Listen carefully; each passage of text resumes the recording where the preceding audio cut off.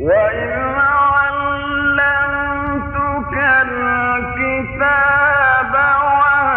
وَالْحِكْمَةَ وَالتَّوْرَاةَ وَالْإِنْجِيلَ وَإِذْ تَخْلُقُ مِنَ الطِّينِ كَهَيْئَةِ الطَّيْرِ بِإِذْنِي فَتَنفُخُ فِيهَا فَتَكُونُ طَيْرًا بِإِذْنِي.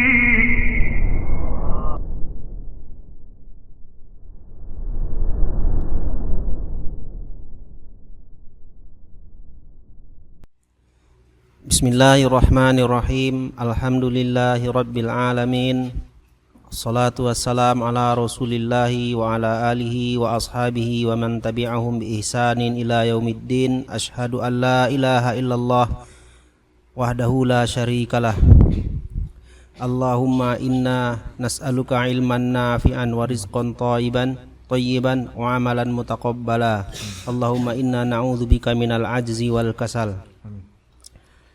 Qala al-muallifu wa an Abi Hurairah radhiyallahu anhu qala Rasulullah sallallahu alaihi wasallam idza sajada ahadukum fala yabruk kama yabrukul ba'ir wal yada' yadayhi qabla rukbatayhi akhrajahu thalathah wa huwa aqwa min hadithi Wa'il ibn Hujr radhiyallahu anhu ra'aitun nabiyya sallallahu alaihi wasallam idza sajada wada'a rukbatayhi qabla yadayhi akhrajahul arba'ah fa inna lil awwali syahidan min hadits ibni Umar radhiyallahu anhu wa sahahahu Ibnu Khuzaimah wa dzakarahu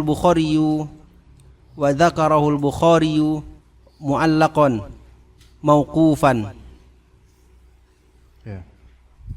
Mu'allaqan mauqufan tayyib. Dari Abu Hurairah radhiyallahu anhu, beliau berkata, Rasulullah sallallahu alaihi wasallam bersabda, apabila salah seorang dari kalian sujud, maka janganlah dia turun sujud sebagaimana unta akan menderum, dan hendaknya dia meletakkan kedua tangannya sebelum kedua lututnya.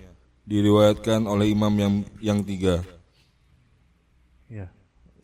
Aku melihat Rasulullah sallallahu alaihi wasallam apabila bersujud, beliau meletakkan kedua lututnya. Hadis ini lebih kuat dari situ. Hadis ini lebih kuat dari hadis Wa'il bin Hujr yang berbunyi, aku melihat Rasulullah sallallahu alaihi wasallam apabila bersujud, beliau meletakkan kedua lututnya sebelum kedua tangannya.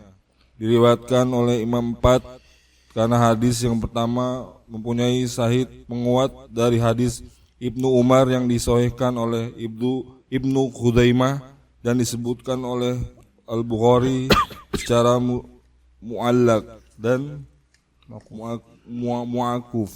mauquf. Jazakumullah khairan. Atau semangat Mas Bro. Semangat. Habis dibantai 3-0 semangat. Masya Allah. Khalas. Jangan baca lagi, udah cukup. Baik. Kita sekarang mempelajari dua hadis yang berkaitan dengan tata cara salat, lebih spesifiknya turunnya seorang musalli dari i'tidal ke sujudnya. Mana yang lebih dahulukan, tangannya atau lututnya gitu. Ketika turun untuk sujud, lebih dulu tangannya atau lututnya. Di sini ada dua hadis. Hadis pertama hadis Abu Hurairah, ya. Hadis kedua hadis Wa'il bin Hujr. Hadis Abu Hurairah dan hadis Wa'il bin Hujr. Hadis Abu Hurairah tata caranya pertama yaitu tangan dulu, baru kemudian lutut. Kalau hadis Wa'il bin Hujr, lutut dulu, baru tangan. Oke? Jadi dua ini dalil untuk dua tata cara. Namun yang akan kita bahas adalah mana yang lebih sahih, atau apakah bisa dikompromikan keduanya sama-sama sahih. Sementara hadis Abu Hurairah itu dinilai oleh Ibnu Hajar lebih kuat daripada hadis Wa'il bin Hujr. Kalau secara zahirnya langsung ya, artinya tangan duluan sebelum lutut itu lebih kuat hadisnya dibandingkan lutut duluan sebelum tangan. Oke? Lutut duluan sebelum tangan. Coba kita baca hadis Abu Hurairah. Rasulullah SAW bersabda, dan ini menjadi sunnah qauliyah. Sunnah qauliyah itu perkataan Nabi langsung. Kalau hadis Wa'il bin Hujr ini masuknya sunnah fi'liyah, perbuatan Nabi langsung. Ya. Kata Nabi di hadis Abu Hurairah, "Idza sajada ahadukum fala yabruk kama yabrukul ba'ir." Jika seorang di antara kalian sujud, maka janganlah dia menderum, yaitu turunnya itu jangan seperti turunnya unta. Hendaknya dia meletakkan kedua tangannya sebelum kedua lututnya. Hadis pertama. Hadis Abu Hurairah diriwayatkan oleh Imam At-Tirmidzi dan Imam An-Nasa'i. Ya, Imam At-Tirmidzi dan Imam An-Nasa'i. Taib, sebenarnya hadis ini, hadis Abu Hurairah ini, para ulama berbeda pendapat mengenai sahih atau dhaifnya. Sebagian ulama mensahihkan hadis ini. Ya, di antaranya Syekh Ahmad Syakir dan juga Syekh Albani rahimahumullah. Makanya dikatakan di footnote, Syekh kami, yaitu Syekh Al-Albani, ya, berkata dalam Al-Irwa, yaitu kitab Irwaul Ghalil, ini adalah sanad yang sahih. Ini adalah sanad yang sahih. Oke. Kemudian di luar perkataan Al-Albani, kata penulis di sini, hadis ini telah dinyatakan berillat, yaitu bercacat. Illat itu bercacat. Dengan suatu cacat yang tidak mencederai. Jadi bukan illat qadihah dalam bahasa mustalah hadisnya, bukan illat qadihah. Dan Syekh kami yaitu Syekh Albani telah menjawab itu semua dalam kitab Irwaul Ghalil. Maka silahkan Anda lihat di sana. Dan Syekh kami memiliki sebuah risalah tentang pensahihan hadis ini dan pencelaan darinya yang berjudul Izalatus Syukuk an Hadits Buruk. Nah, kemudian catatan penting, penyandaran hadis ini kepada At-Tirmidzi dengan lafal seperti ini tidaklah tepat, karena hadis ini pada riwayat At-Tirmidzi lafalnya ya'midu ahadukum fayabruku fi salatihi barkal jamar. Apakah seorang di kalian sengaja lalu dia turun dalam salatnya seperti turunnya unta? Taib. Ini disahihkan sebagian ulama. Ulama lainnya mendhaifkan hadis Abu Hurairah ini. Ulama lainnya mendhaifkan hadis Abu Hurairah ini. Di antaranya Imam Bukhari. Imam Bukhari mendhaifkan hadis ini. Imam At-Tirmidzi pun yang meriwayatkan mendhaifkan hadis ini. Ad-Daraqutni, kemudian Al-Baihaqi dan seterusnya. Dan Imam Al-Albani rahimahullah itu telah menjawab pendhaifan ini telah dijawab oleh Syekh Albani, dan kesimpulan dari Syekh Albani rahimahullah adalah bahwasanya hadis ini sahih. Taib. Kemudian bagaimana dengan hadis berikutnya, yaitu hadis kedua, hadis Wa'il bin Hujr. Hadis Wa'il bin Hujr itu apa? Atau sebelumnya hadis yang pertama itu hadis Abu Hurairah, kesimpulannya apa? Mana duluan? Ke tangan atau kaki dulu, atau lutut duluan? Tangan duluan kalau hadis Abu Hurairah, ya. Tangan duluan. Kemudian kalau hadis yang kedua kesimpulannya adalah lutut duluan. Hadis Wa'il bin Hujr ini dalam riwayat Abu Daud, At-Tirmidzi dan An-Nasa'i serta Ibnu Majah, yaitu semua ashabus sunan, Sunan Nasa'i, Sunan Tirmidzi, Sunan Ibnu Majah dan Sunan Abu Daud meriwayatkan hadis Wa'il bin Hujr ini dengan lafal ra'aitun nabiyya sallallahu alaihi wasallam idza sajada wada'a rukbatayhi qabla yadayhi. Saya telah melihat Nabi SAW ketika sujud, maka beliau meletakkan lebih dulu apa? Kedua lututnya sebelum kedua tangannya. Wa idza nahadha rafa'a yadayhi qabla rukbatayhi, dan kalau beliau bangkit dari sujud maka beliau bangkit dengan mengangkat kedua tangannya sebelum kedua lututnya. Itu hadis Wa'il bin Hujr. Juga ada tambahan, jika beliau bangkit dari sujud menuju rakaat berikutnya, maka beliau mendahulukan tangannya dulu, baru kemudian lututnya. Kebayang? Gitu. Itu hadis Wa'il bin Hujr. Ini juga hadis Wa'il bin Hujr sebenarnya didhaifkan sebagian ulama dan disahihkan sebagian ulama gitu. Yang mendhaifkan hadis ini ada Al-Baihaqi, Ad-Daraqutni, dan juga Syekh Al-Albani. Makanya sekarang di sini dhaif. Hadis yang kedua ini dhaif, hadis Wa'il bin Hujr ini dhaif. Ya. Dan adapun hadis yang mensahihkan hadis ini yang kedua adalah At-Tirmidzi, At-Tahawi, Al-Baghawi, Ibnu Qayyim dan lainnya. Ya. Taib. Ini yang mensahihkan hadis ini. Wallahu a'lam. Jadi para ulama berbeda pendapat mengenai ini. Ya. Dan wallahu a'lam, sebagian ulama mengatakan ini sahih, ini sahih. Ada yang pertama sahih, kedua sahih. Atau pertama sahih, kedua dhaif.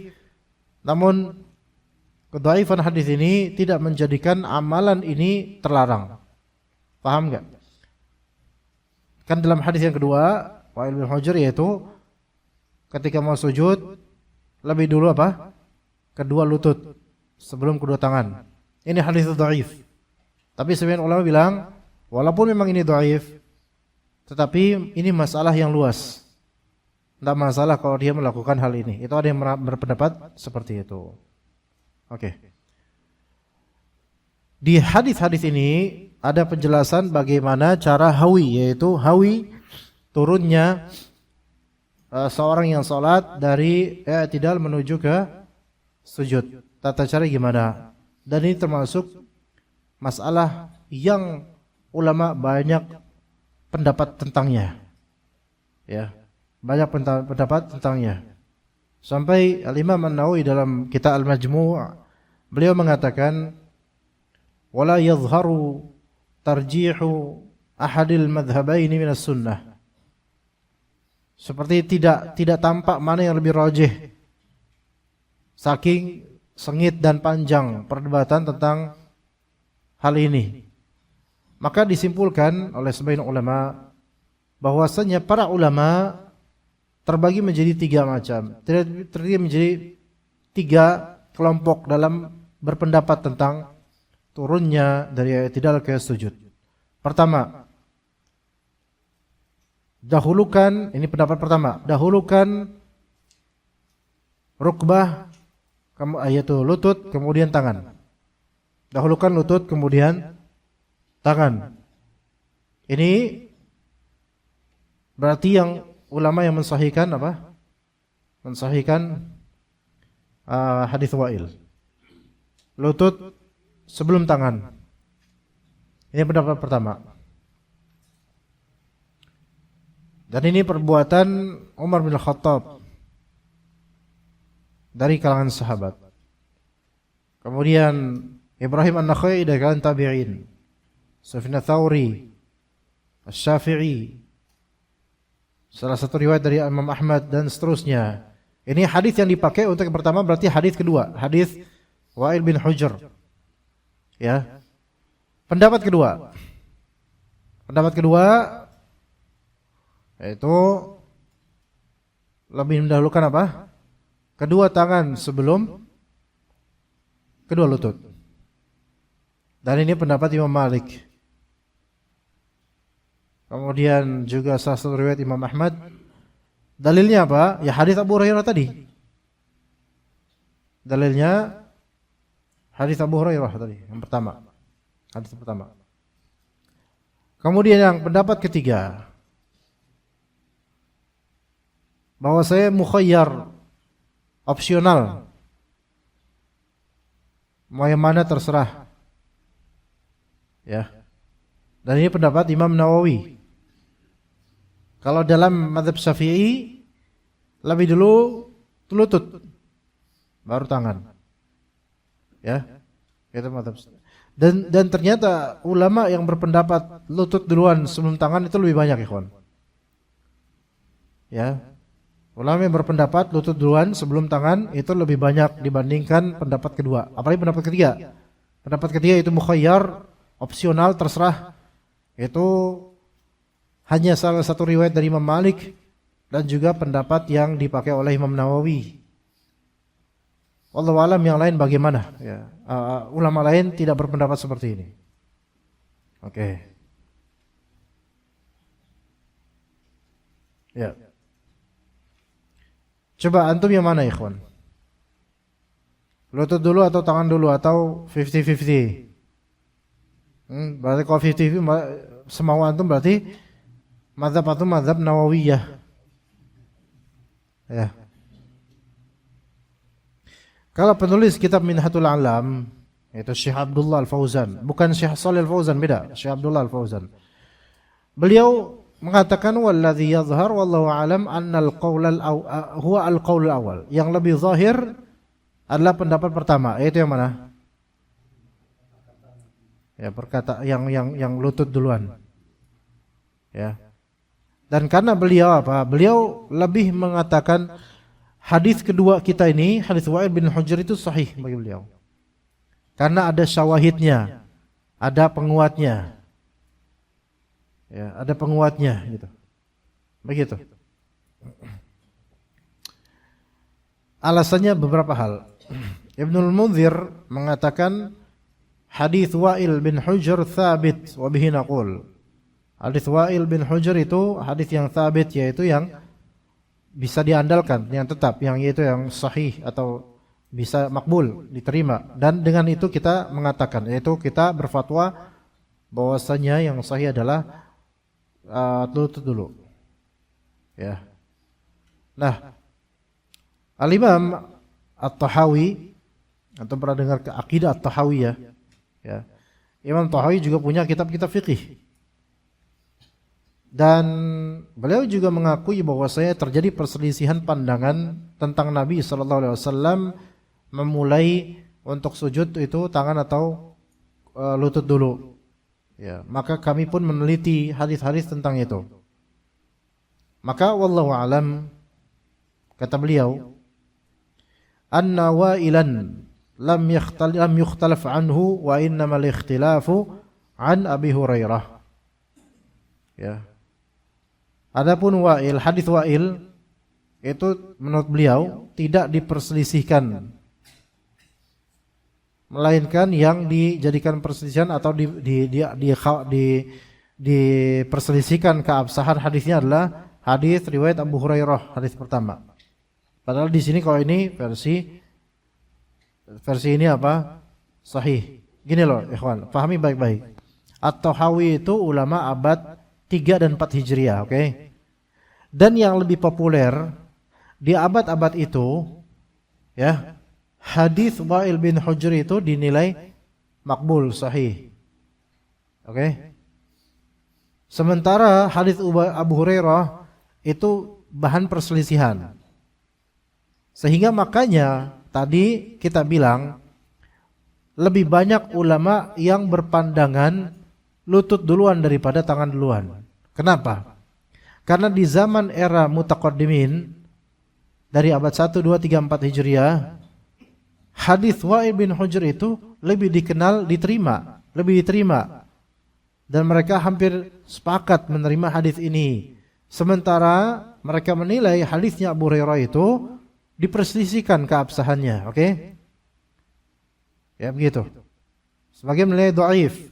Nah, Syekh Muhammad Nasiruddin Albani rahimahullah di abad ke-14, ya sekarang berapa ya? Ya 14 dan 15 ini beliau meneliti kembali dan pandangan beliau wallahu alam kontradiktif dengan bagaimana banyaknya pandangan ulama hadis mutaqaddimin era awal. Imam Albani rahimahullah beliau berkesimpulan di kitab Irwaul Ghalil bahwasanya hadis Abu Hurairah itu sahih, hadis Wa'il itu dhaif. Sementara ulama zaman dahulu mereka berpandangan sebaliknya. Hadis Wa'il itu sahih, hadis Abu Hurairah itu dhaif atau diperselisihkan. Paham gak di sini? Paham gak, ikhwan? Oke. Maka ulama-ulama yang mengikuti jalur atau cara berfikirnya atau penilaian hadisnya Al-Albani rahimahullah, maka pastinya lebih mendukung hadisnya Abu Hurairah. Sehingga praktek sholatnya gimana? Tangan dulu. Praktek sholatnya tangan dulu. Ya. Begitu. Coba antum bisa cek di sifat sholat Nabi bagaimana, Anda belum cek. Nah, adapun kalau kita melihat bagaimana era mutaqaddimin mereka menilai dan beberapa ulama mazhab di antara mazhab Syafi'i, maka lebih pro ke perbuatan gimana? Anda apa salah apa gimana? Lutut dulu ya, saya. Lutut dulu baru tangan. Nah, iya. Gitu ya. Lutut dulu baru tangan. Dan ini emang perselisihan yang panjang. Imam Nawawi datang di abad zaman 7 Hijriah. Abad 7 Hijriah. Ya, karena beliau wafat tahun 600 sekian. Dan beliau menilai ini perselisihan yang panjang. Maka saya lebih memilih mukhayyar, yaitu ente mau kayak gini oke, ente mau ini oke, gitu. Ya. Taib. At-Tahawi berpandangan bahwasanya hadis Abu Hurairah ini banyak perselisihannya, sedangkan hadis Wa'il itu maklum kebenarannya. Taib.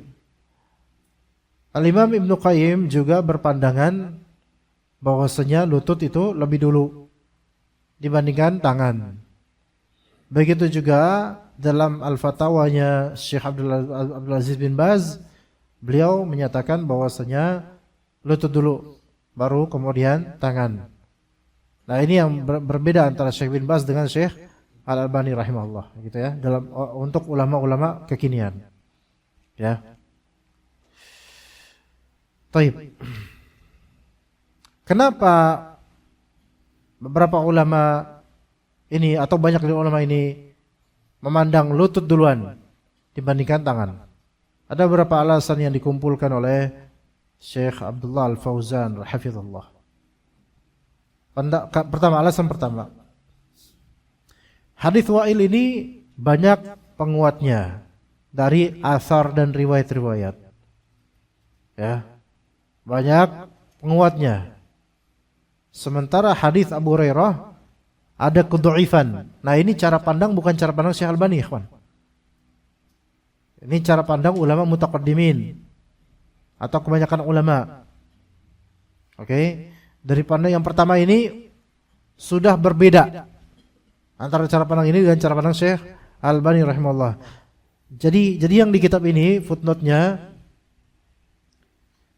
yaitu Isam Musa Hadi, ya, itu mentahqiq atau mentakhrij hadis-hadis ini berdasarkan kitab-kitab Syekh Albani, bisa dilihat di covernya. Jadi cara pandang di sini, cara pandang Syekh Albani dalam menilai hadis itu berpengaruh pada fikih nantinya, gitu loh. Sementara kalau kita pakai cara pandang banyak ulama, mereka melihat ke bagaimana ulama mutaqaddimin, yaitu era mutaqaddimin itu era abad pertama Hijriah, abad kedua Hijriah, abad ketiga Hijriah, abad keempat Hijriah itu mutaqaddimin. Di sini ada faedah, ya kawan, ada faedah. Pertanyaan dalam ilmu hadis. Jika terjadi perbedaan penilaian terhadap suatu hadis oleh ulama mu'asirin dengan ulama mutaqaddimin, mu'asirin itu yang sezaman dengan kita ini, akhir-akhir ini, berbeda pandangan berbeda pandangan dibandingkan dengan ulama mutaqaddimin, yaitu zaman awal-awal Islam, 400 tahunan awal-awal, zaman Bukhari, Imam Muslim dan Imam Sunan, Imam Malik dan seterusnya. Itu mana yang lebih kita unggulkan? Itu ada pembahasan sendiri sampai jadi buku. Ya, paham enggak di sini pembahasan? Jika ulama sekarang misalnya Syekh Al-Albani hadis itu dhaif, tapi ulama-ulama mutaqaddimin era lalu mengatakan hadis ini sahih, mana yang lebih kita pilih? Gitu loh. Itu ada pembahasan tersendiri. Ya. Dan kita nggak bisa memaksakan antum harus milih ini, antum harus nggak bisa, susah. Orang boleh bertaklid pada ulama sekarang, boleh, seperti Syekh Albani rahimahullah. orang juga tidak terlarang untuk taklid kepada ulama mutaqaddimin karena mereka memiliki nilai yang jauh lebih tinggi sebenarnya. Nah, sepertinya Syekh Abdullah Al-Fauzan ini, beliau lebih ke pro yang ke era mutaqaddimin yang menyatakan bahwasanya hadis Wa'il ini kuat karena ada penguat-penguatnya. Sementara hadis Abu Hurairah itu dianggap dhaif dan tidak banyak penguatnya. Itu satu. Kedua,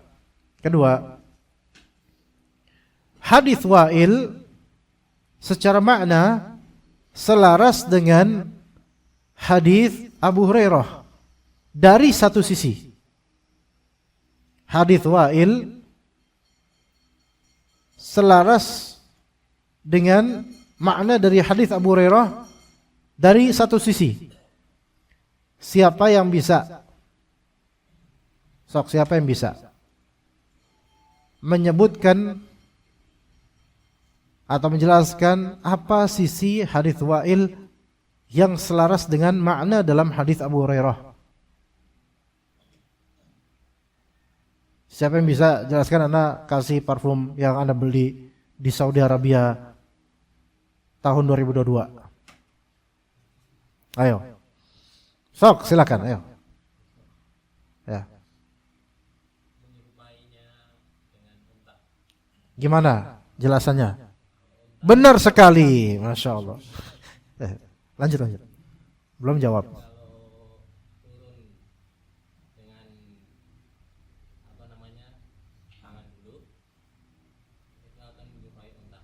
Betul.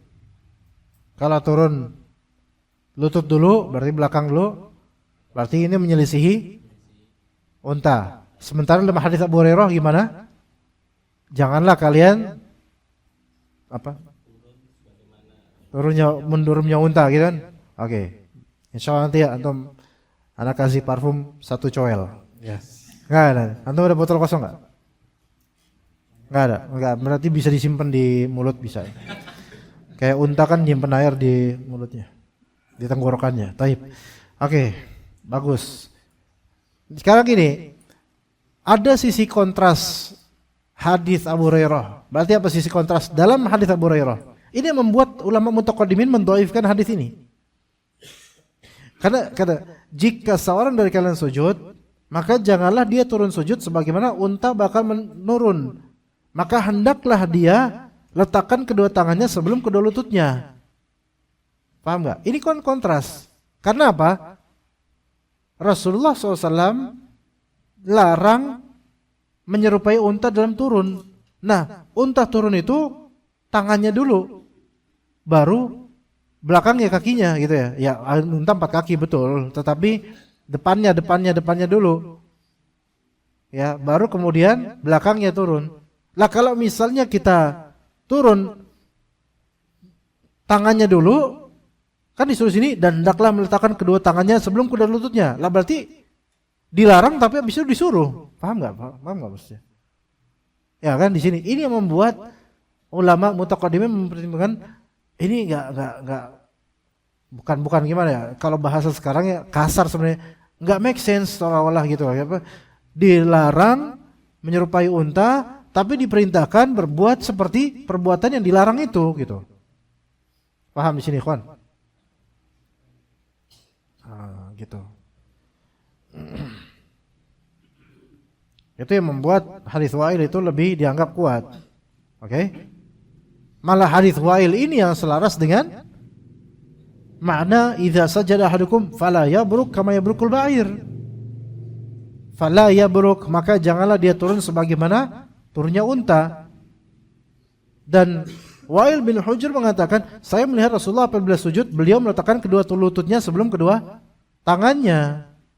Dan itu cara menyelisihi turunnya unta, gitu. Oke? Itu 2. Alasan ketiga, anna taqdimar rukbataini arfaq bil musalli wa aqrab ila al-wad'il munasib lil badan. Mendahulukan kedua lutut itu lebih meringankan orang yang sholat. Ya, dan lebih relevan dengan badan, meringankan buat orang sholat. meringankan buat orang sholat. Dan coba kalau misalnya meringankan orang, kalau misalnya dia udah tua atau berbadan besar, kalau tangan duluan itu mungkin gak ringan bagi dia. Tapi kalau lutut duluan lebih rafiq, lebih meringankan, lebih nyaman, comfortable. Dan juga lebih relevan dengan pose tubuh gitu. Lebih relevan dengan pose tubuh. Itu yang dikatakan oleh Al-Khattabi dalam kitab Ma'alimus Sunan. Hadza arfaqu bil musalli wa ahsanu fi syakl wa fi ra'il ain. Ya, turun lutut dulu, ini lebih meringankan untuk orang yang sholat, lebih bagus dari segi bentuk dan lebih bagus dalam pandangan mata. Coba antum mandang orang mau sujud langsung tangan dulu, baru kayaknya ghair munasib gitu. Tapi kalau lutut dulu baru tangan, munasib, gitu, enak. Taib.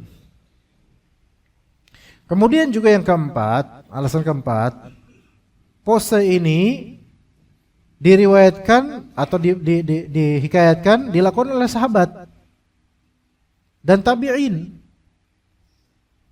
Ya, itu seperti Umar bin Khattab, Ibnu Umar melakukannya, Ibnu Mas'ud melakukannya, juga tabi'in juga melakukannya. Maka wallahu alam ini lebih afdal atau lebih sahih. Itu kalau mau tata cara lebih. Maka wallahu alam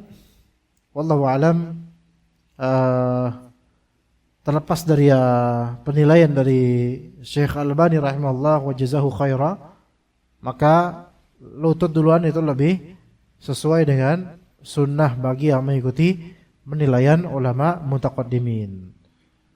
Oke? Tapi kalau antum mau pakai mazhab Nawawi ya, ini oke, itu oke. Emang itu paling enak sih. Ya, tapi ya khair ya fadhal antum mau yang mana? Wallahu a'lam. Fadhal. Qra.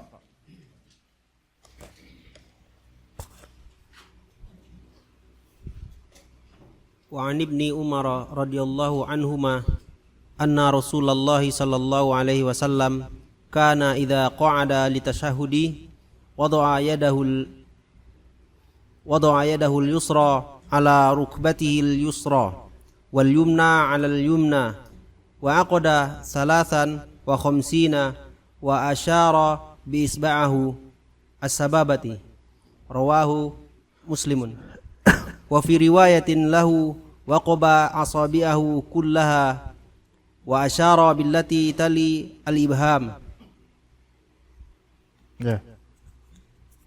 Dari Ibnu Umar radhiyallahu anhuma, apabila Rasulullah sallallahu alaihi wasallam duduk untuk bertasahud, beliau meletakkan tangan kirinya di atas lutut kirinya dan yang kanan di atas yang kanan, dan beliau menggenggam jarinya seperti membentuk hitungan 53 dan memberi isyarat dengan jari tengah telunjuknya. Diriwayatkan oleh Muslim. Baik.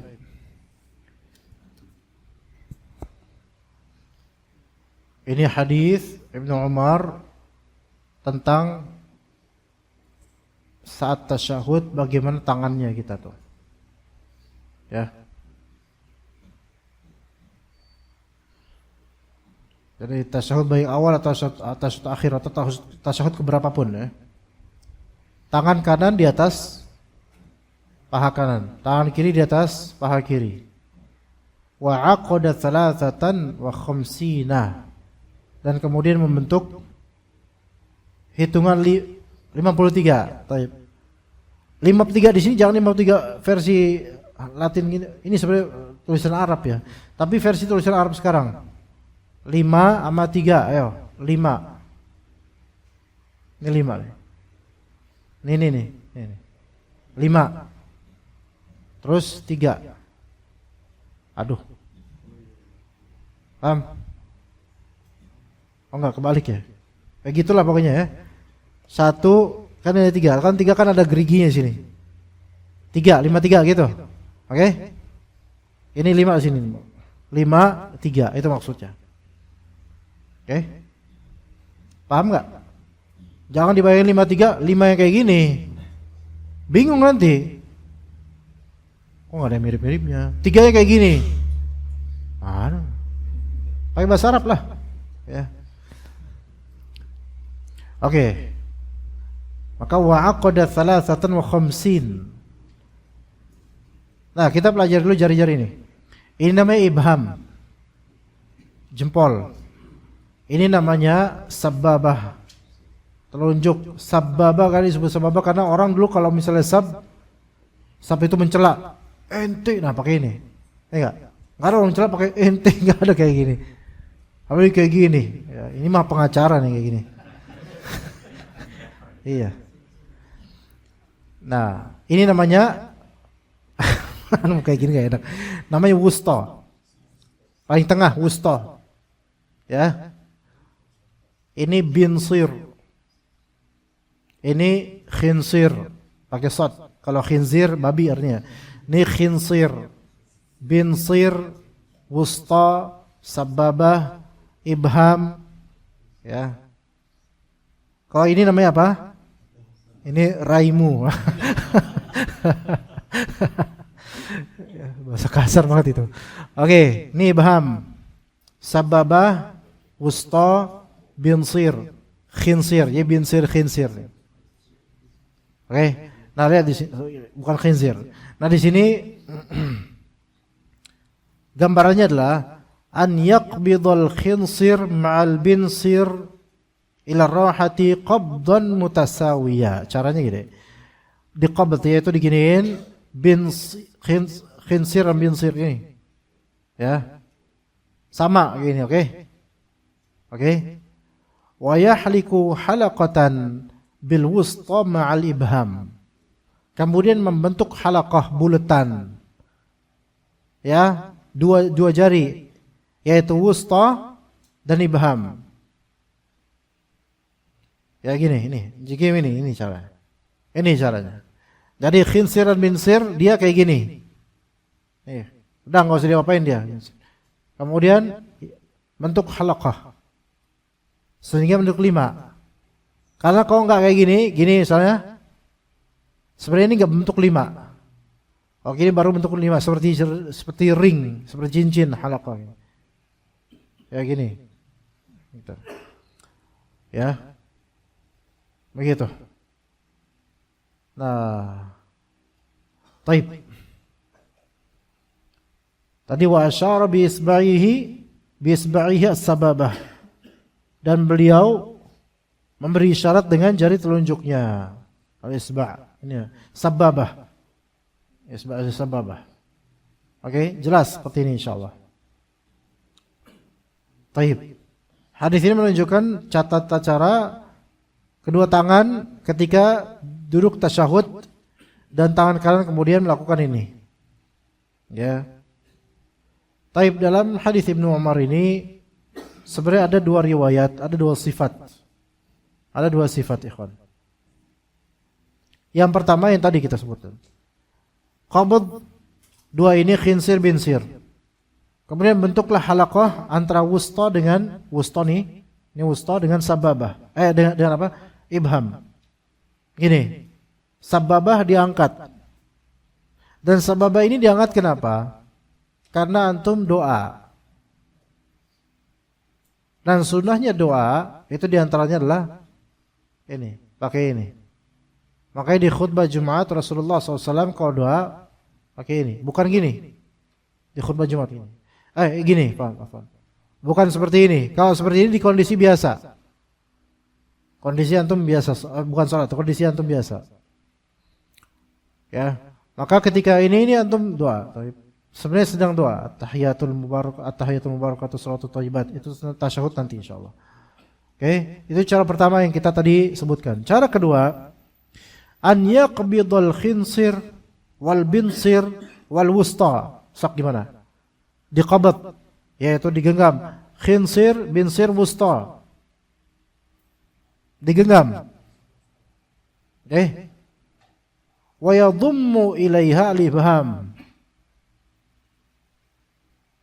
Yaitu bergabung dengannya ibham. Ibham tuh ini nih. Jempol Ya. Kemudian wa tabqa sababata, sababatu marfu'ah yad'u biha. Ini juga bisa. Ini juga bisa. Ini bisa, ini bisa. Dua-duanya riwayat dari Ibnu Umar. Oke? Ini bisa boleh. Ya. Ya bisa gini atau gini. Ya di sini ya dom, yaitu kumpul semua bareng. Gini ya. Oke. Nah, ini sababah. Nunjuk. Oke? Adapun tangan kiri jemari kiri, maka biarkan dia mabsuthah. Ya. Yaitu udah terbentang gitu aja dan atrafnya ilal qiblah.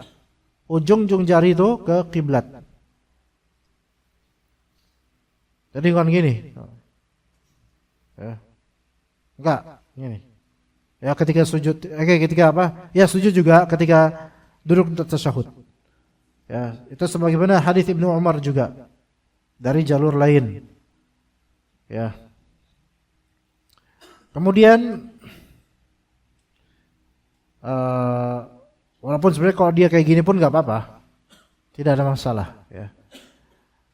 Nah, di antara faedahnya, ada faedah lainnya dari hadis ini menunjukkan bahwasanya orang yang salat yarfa' sabbabatah yushir biha. Dia yarfa' sabbabah, mengangkat ini. Diisyaratkan, ini isyarat, ini namanya isyarat. Hikmahnya adalah ini sebagai simbolisasi untuk tauhid ketika berdoa. Ya. Dalam sebuah hadis riwayat Ibnu Umar juga, karena Ibnu Umar idza jalasa fi sholati wada'a yadayhi ala rukbatayhi wa asyara bi isba'ihi wa asba'aha basaruhu. Nabi Ibnu Umar radhiyallahu anhuma kalau beliau duduk salat, yaitu ketika apa namanya? Tasyahud. Ya, kedua tangannya di atas kedua lutut, kedua paha, dan beliau mengisyaratkan dengan isba'nya ini dan pandangan matanya ke sini. Ya, itu pandangan matanya ke sini. Pas tasyahud. Bukan ke tempat sujud. Oke, ke sini, ke isyarat ini. Pandangan mata antum ketika tasyahud ke sini. Lalu beliau Ibnu Umar berkata, Rasulullah SAW bersabda, "Lahiya ashaddu 'ala syaitani minal hadid." Ini lebih keras bagi syaitan daripada apa? Hadid. Daripada besi. Lebih keras terhadap syaitan daripada besi. Ini lebih keras, ya. Nah, ini hadis riwayat Imam Ahmad, Al-Bazzar, Tabrani dan lainnya. Ya. Dan hadis ini enggak. Ini hadis riwayat Abu Dawud, An-Nasa'i, Imam Ahmad. Ya, Imam Ahmad. Di hadis ini tidak ada pergerakan. Sehingga murni cuma gini doang. Ini bagi syaitan itu sudah seperti apa? Dipukul, lebih berat, lebih keras daripada besi. Oke. Namun kemudian Ibnu Khuzaimah mengatakan, kemudian ada masalah.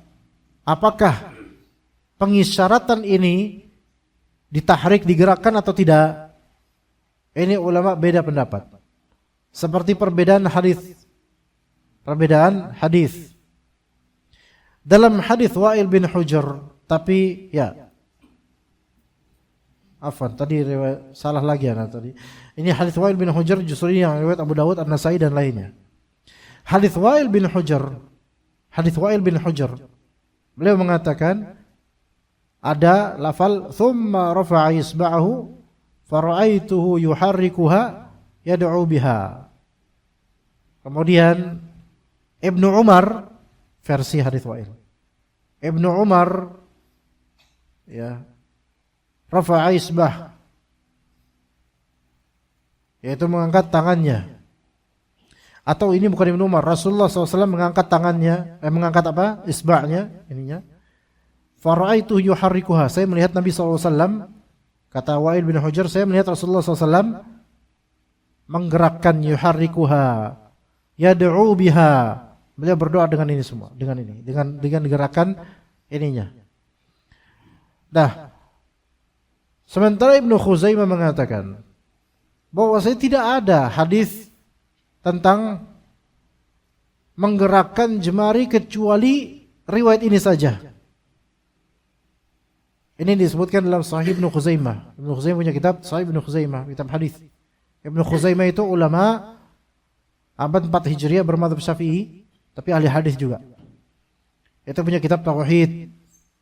Isinya athar-athar salaf yang mengisbatkan tauhid dan memerangi Jahmiyah dan semisalnya. Nah, punya kitab Sahih Ibnu Khuzaimah. Nah, disebutkan hadis ini, yaitu hadis Wa'il bin Hujr. Beliau menyebutkan di hadis ini digerakkan jemarinya. Dan beliau menyatakan ini dari semua hadis-hadis tentang tasyahud, tentang tangan jemari, cuman hadis satu riwayat ini saja yang ada tambahan yuharrik. Ya, ini tambahan kata Ibnu Khuzaimah. Maka wallahu alam dinilai oleh sebagian ulama bahwasanya lafaz fara'aituhu yuharrikuha. Aku, yaitu Wa'il bin Hujr, aku melihat Nabi SAW menggerakkan ini, disebut lafaz syadz. Syadz, yaitu lafaz syadz.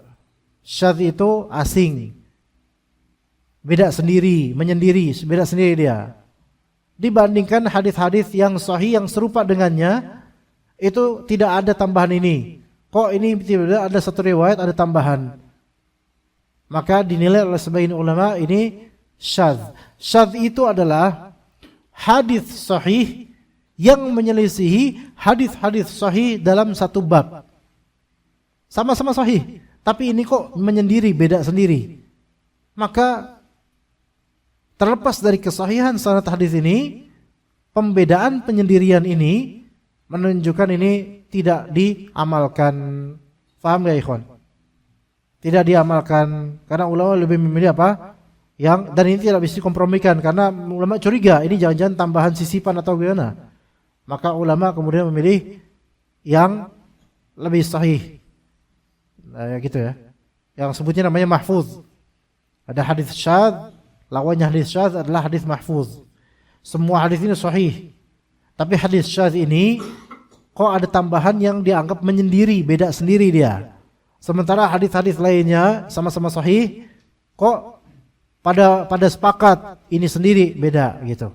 Maka yang sisanya berarti hadis mahfuz, saved, hadis yang disimpan. Syadz itu hadis yang disendirikan gitu. Begitu. Namun sebagian ulama menyatakan ini adalah yang disebut ziyadatut thiqah. Ini repot antum, bahas ini repot antum. Enggak bisa kerja nanti mikirin ini, enggak usah lah. Ya. Wallahu alam. Al-muhim ini khilaf di antara ulama. Anda mau tanya ke antum sekarang. Mulyo lagi.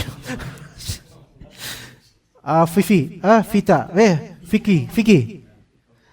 Antum gerak-gerak apa enggak? Kelihatan enggak gerak-gerak ini? Enggak. Tahu ya? Gerak. Berarti antum ikut pendapat yang menyatakan ini ziyadat thiqah, ya enggak? Enggak juga, antum juga ngerti apa-apa. Ada yakin enggak ngerti antum? Ada yakin enggak ngerti? Antum? Enggak. Gerak. Karena pernah menelaah ini enggak? Pernah. Di kitab Musnadul Hakim kalau salah ada tuh. Itu di situ. Antum? Enggak. Yang enggak gerak karena apa? Apakah karena tahu hadis Wa'il bin Hujr dan hadis-hadis lainnya itu lebih banyak yang tidak menyatakan bergerak? Karena apa? Aneh. Oke. Berarti karena jahil itu, karena jahil. Bukan karena ilmu gitu.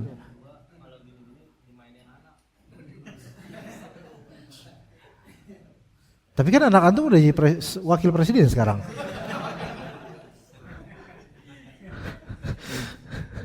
Ya. Iya, jadi ganggu mungkin sebagian orang jadi terganggu karena nggak tahu mereka.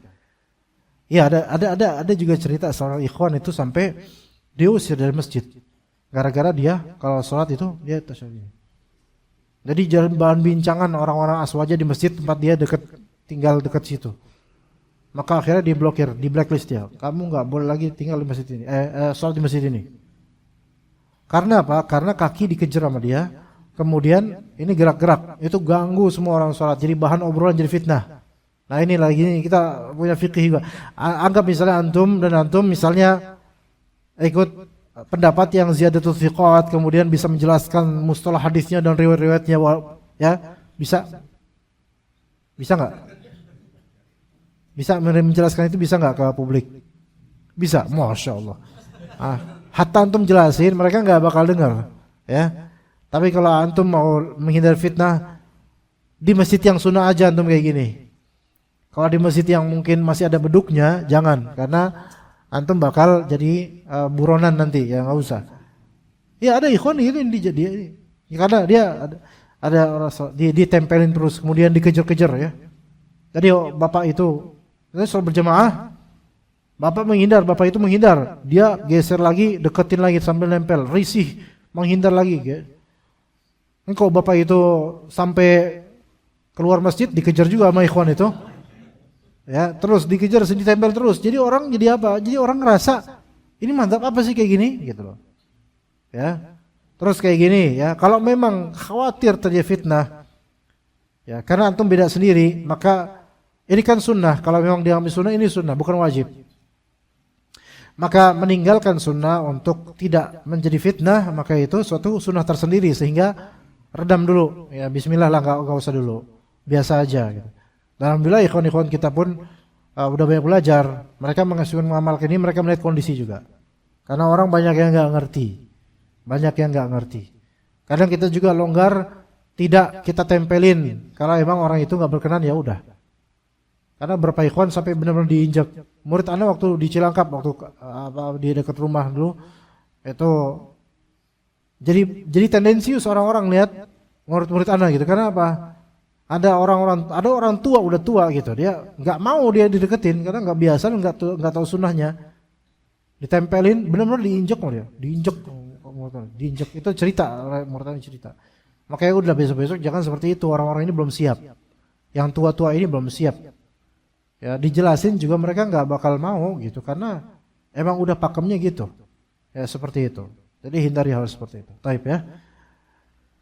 Jadi ada 3 pendapat, bahwasanya pendapat pertama tidak digerakkan karena hadisnya syadz. Ya, itu sudah ada sejak zaman dulu pendapat ini.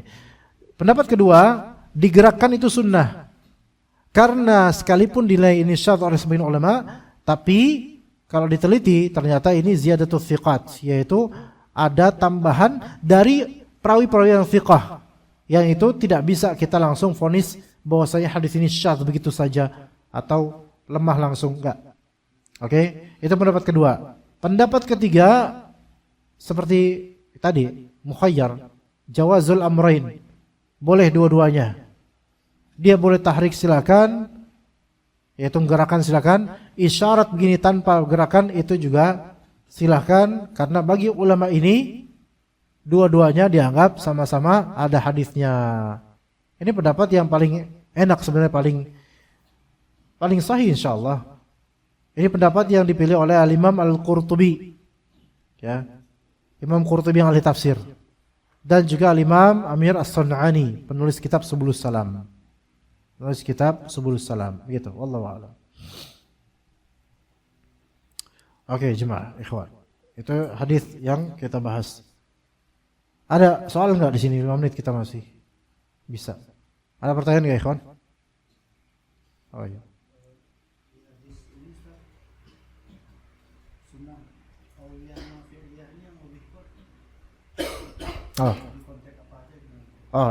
Di umum konteks. Jadi sunnah itu kan ada 3 macam, ikhwan. Ada sunnah qauliyah, ada sunnah fi'liyah, ada sunnah taqririyah. Ya. Ada juga yang keempat bisa juga, yaitu sunnah khalqiyah atau khuluqiyah, bisa juga. Tapi itu kita tidak masukin. Kita masukin 3 ini aja. Sunnah qauliyah, perkataan. Sunnah fi'liyah, perbuatannya Nabi. Sunnah taqririyah, pendiamannya Nabi sallallahu alaihi wasallam terhadap suatu hal yang menunjukkan bolehnya itu. Oke? Mana yang paling unggul? Kalau mau dikomparasikan, tentu yang paling unggul sunnah qauliyah dibandingkan sunnah fi'liyah. Kenapa begitu? Gini, sunnah qauliyah itu berarti ada takrir, ada ikrar langsung dari Nabi SAW akan suatu hal. Kalau fi'liyah itu perbuatan Nabi yang tidak ada kalimat. Nabi berbuat begini, ya udah. Bahkan kadang-kadang Nabi berbuat begini itu tidak sampai level mustahab, melainkan itu Nabi saja yang kayak gitu. Itu bisa. Ini anak kasih contoh. Qala Nabi SAW. Ini perkataan Nabi SAW. Itu satu. Kemudian yang kedua ada kana Nabi SAW begini begitu. Nabi SAW yang pertama, Nabi SAW berkata A B B B. B yang kedua, Nabi SAW pernah melakukan ini. Coba, ini dalam tema yang sama. Mana yang lebih membuat antum tuh ikut? Atau kiasan di ini kita antar kita aja. Antar kita aja. Misal, Pak Andik sebagai atas antum. Andik berkata, misalnya Pak Andik sebagai atas antum berkata begini, 15 menit sebelum zuhur harus selesai kerja, bersiap-siap salat zuhur misal. Ini nas, perkataan Nabi Pak Andik. Taib itu perkataan. Ada perbuatan beliau. Misalnya Pak Wawi bilang, saya melihat Pak Andik menyelesaikan pekerjaannya 15 menit sebelum zuhur. Taib. Mana yang kemudian antum anggap akan menjadi perintah buat antum? Perkataan bukan? Itu menunjukkan bahwasanya qaul untuk suatu perintah atau larangan itu qaul lebih diikuti.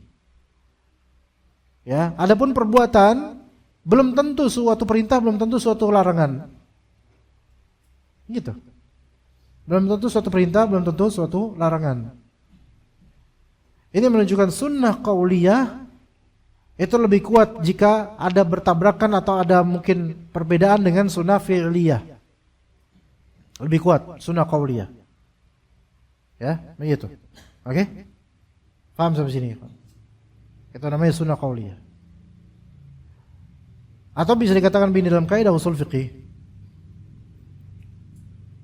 Jika sunnah qauliyah ini berupa perintah atau larangan, maka hukum asalnya adalah pengwajiban atau pengharaman. Jika sunnah qauliyah, ucapan Nabi SAW berupa perintah atau berupa larangan, maka hukum asalnya untuk perintah dengan lisan, dengan lafal, yaitu pengwajiban. Ya, misal kata Nabi SAW, khudh bi amwalihim sadaqah, ambillah zakat dari harta mereka. Ini kan perkataan Nabi. Perintah bukan? Perintah. Berarti wajib enggak? Wajib. Baik. Terus Nabi SAW pernah mengucapkan larangan. Ya. Misalnya larangan Nabi SAW apa?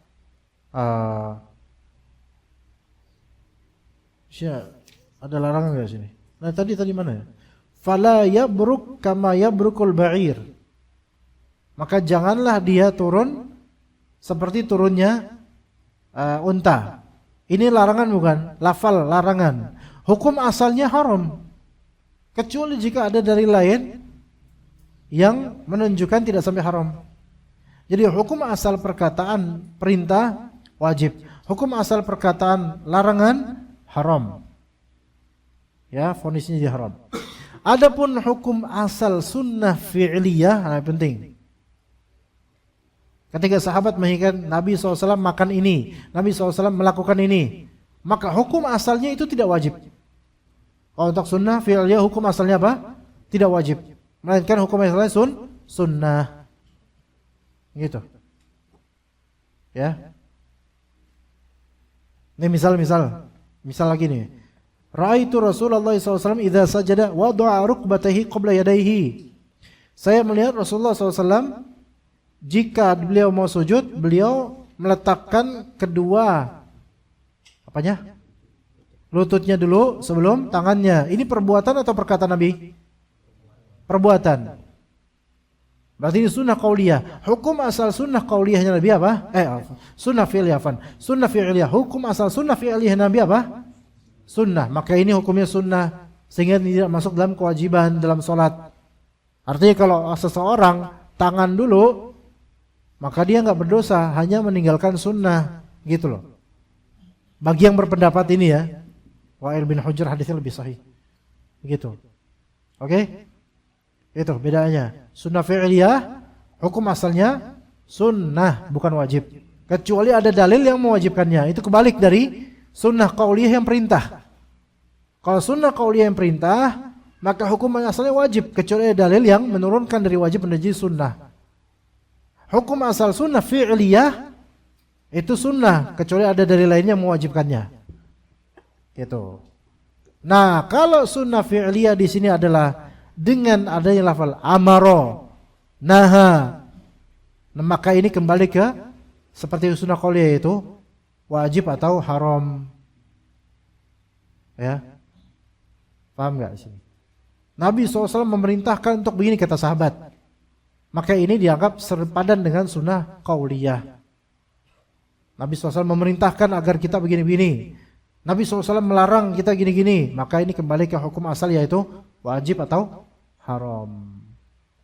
Adapun sunnah takririyah, yaitu apa-apa yang dibiarkan oleh Nabi SAW tanpa komentar atau tanpa larangan atau tanpa perintah. Maka ini ke hukum asalnya adalah mubah. Seperti makan dob. Tahu dob? Binatang padang pasir seperti biawak atau kadal, tapi bukan biawak, bukan kadal. Ada gitu. Khalid bin Al-Walid itu dari Bani Makhzum. Dan orang-orang Bani Makhzum itu mereka suka banget makan dob. Tapi Nabi SAW dari Bani Quraisy atau keluarga besar Nabi itu nggak biasa makan dob. Ini menunjukkan makanan itu dia preferensi aja, selera masing-masing suku beda-beda. Nabi SAW disuguhin oleh bibinya Khalid bin Walid masakan yaitu daging dob.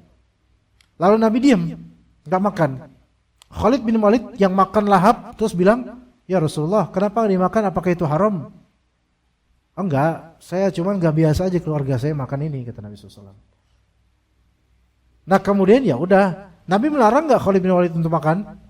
Nggak melarang, nggak merintahkan juga, nggak komentar apa-apa. Cuma bilang saya nggak makan karena ini bukan makanan biasa di saya, keluarga saya nggak biasa makan ini. Dan ini ada dalil bolehnya kita meninggalkan makanan yang tidak kita sukai walaupun halal. Dan itu tidak termasuk mubazir karena kita nggak suka aja gitu. Ya udah berarti Khalid bin Walid kemudian ya udah buat saya aja Rasulullah, ya udah. Nggak apa-apa. Ini namanya sunnah takririyah, didiemin sama Rasulullah, berarti hal ini mubah, bukan sunnah, bukan makruh, apalagi wajib atau haram bukan, melainkan mubah. Seandainya itu haram, pasti Nabi SAW akan mengatakan itu haram. Tapi Nabi nggak ngapa-ngapain, berarti boleh. Gitu. Oke? Contoh lain misalnya. Pernah dengar gak Aisyah radhiyallahu anha ngebanting piring dari dapur? Pernah dengar? Anda nggak pernah dengar karena udah 1400 tahun lalu. Nggak pernah dengar hadis itu? Pernah. Apa kata Nabi SAW? Ibu kalian sedang cemburu. Oke? Dan Aisyah memang sedang cemburu. Dan dalam dunia poligami itu cemburu udah biasa. Jangankan itu, nggak poligami aja pada cemburu, gimana poligami, kan? Maka istri cemburu sampai brak gitu piring gitu. Ya, mungkin piringnya entah piring plastik atau piring kayu ya. Kalau kita brak ya hancur lah udah. Ya. Maka kata Nabi SAW ke para sahabat yang mendengarnya, istri kalian sedang cemburu. Istri kalian, ibu kalian, astagfirullah. Ibu kalian sedang cemburu. Ibu kalian Ummul Mukminin Aisyah radhiyallahu anha. Ini Nabi SAW enggak ngelarang, enggak ngomelin, dibiarin. Ini menunjukkan bahwasanya istri boleh cemburu dengan syarat ada alasan cemburunya, alasan yang baik gitu. Dan kedua, tidak berlebihan, masih wajar. Itu boleh. Walaupun itu terdengar ke teman-temannya suami misalnya, maka itu sesuatu yang Nabi SAW tidak apa-apain. Berarti boleh. Ya, selama wajar dan tidak mengumbar fitnah. Ya, wajar. Antum lagi kongko bareng teman-teman sampai jam 9. Kemudian ditelepon terus sama istri antum. Abang di mana? Mas di mana? Gitu. Curiga atau cemburu gitu. Lagi sama siapa gitu. Itu boleh enggak? Boleh, enggak apa-apa, itu enggak apa-apa. Ya enggak tahu itu antum, kalau Anda enggak boleh, kalau bagi Anda enggak ada kayak gitu. Ya. Iya. Tapi kalau emang istri antum kayak gitu, ya enggak apa-apa secara syar'i gitu loh. Ketika antum bikin peraturan, saya enggak mau diinterupsi ketika saya lagi luar, itu enggak apa-apa. Jadi hal-hal seperti ini enggak masalah. Nabi SAW pun mengalaminya, kecemburuan istri.